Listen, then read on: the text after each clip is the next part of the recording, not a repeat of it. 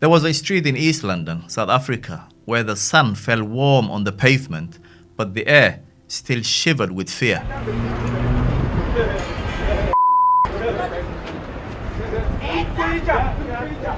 A place where women had learned to walk fast, eyes low, hearts braced. I stood there in 2019 with a camera crew, thinking I already understood the story. But I didn't, not until I heard the stories. Honest and raw, and the truth is, the story never ended. I'm Jamal Osman. Welcome to my journalism toolkit. When I first reported this story in 2019, I believed it would stand as a moment in time, an account of a crisis that might begin to ease as the years passed. I was shaken by what I heard behind closed doors, on the streets, in crowded parks, where women whispered their truths like confessions. Now, years later, I returned to it because the violence never really stopped. South Africa's gender-based violence crisis stayed a shadow over every woman I met. And I feel we have the duty to listen when listening even hurts. Nwabisa looked straight into my eyes and said, most women have experienced gender-based violence. She wasn't exaggerating. She was naming what everyone already knew. 13, whether you are 20, whether you are 80, you have experienced gender-based violence. Wow, so when I say most, I mean most. We have. When I asked the crowd if they agreed, their yes came heavy. Would you agree with that statement? Yes. As if they carried years of blame on their shoulders. One woman told me she had stayed with her abuser because she loved him and she had to obey him. Some of us, we stayed in a relationship while we were abused because I love this guy. If he says, don't wear this clothes, oh, I'm sorry, babe. Okay, I'm going to take it off because he's a man. Then the next thing, you can't communicate with other guys and he's going to beat you up. But that was the world she grew up in. Oh, maybe I get that thing when I look at you. There was a man there who refused to look away. Jay Cindy, a singer, an activist, a firebrand in a society that often told men to stay silent.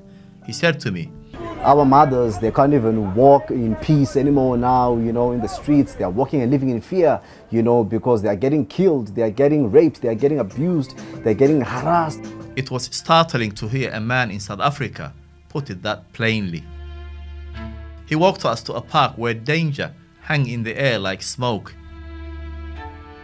Women had been attacked there. One man tried to justify. Ladies, please, do not push guys because it's a two-way thing. Don't push guys to do things that are wrong. And another disagreed. Any guy who treats their woman, like a crash, yes, he is a coward.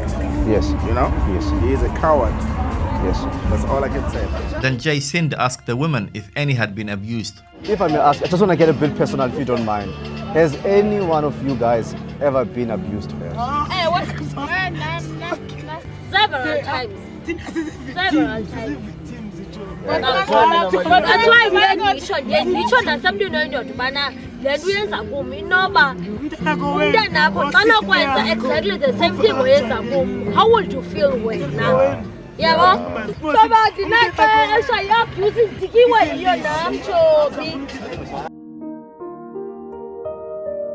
When you interview survivors, you learn to keep your face calm. You learn the stillness of a witness. But inside, something shifts.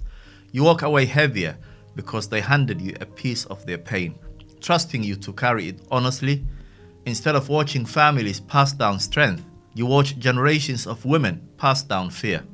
Often you go back to your quiet hotel room, replaying the day's interviews. I asked myself, what kind of future can rise from a past like this? And I found the answer in the man who refused to inherit violence. In a township outside East London, a group of young men had taken up night patrols. Volunteers, unpaid, unarmed, often ridiculed. walking the dark to protect the women they grew up with. And what do you want?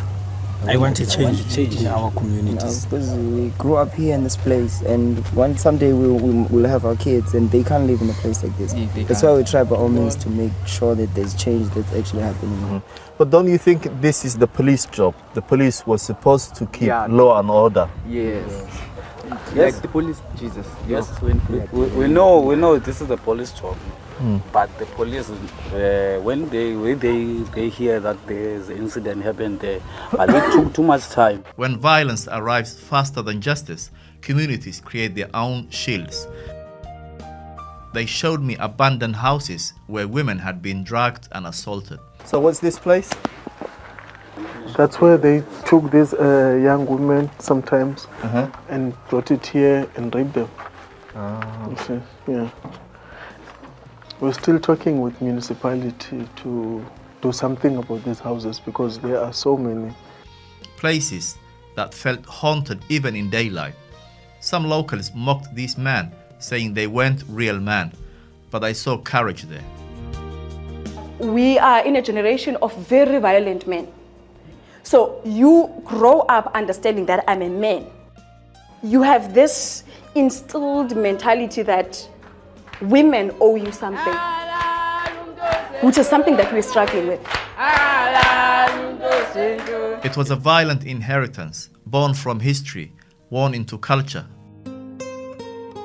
Yet history can be rewritten, traditions can evolve rather than imprison. And the younger man I met seemed determined to craft a future when strength meant safety, not domination. I think of South Africa's future, of children who deserve streets without fear. The crisis hadn't ended, but neither had the fight. And sometimes, in the smallest pockets of courage, change begins. The past carries wisdom, but it cannot be a chain. The future demands better, demands courage, demands that men and women stand side by side to rebuild trust.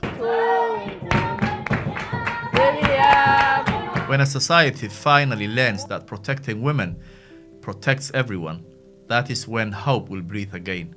And until that day, stories like this must be told.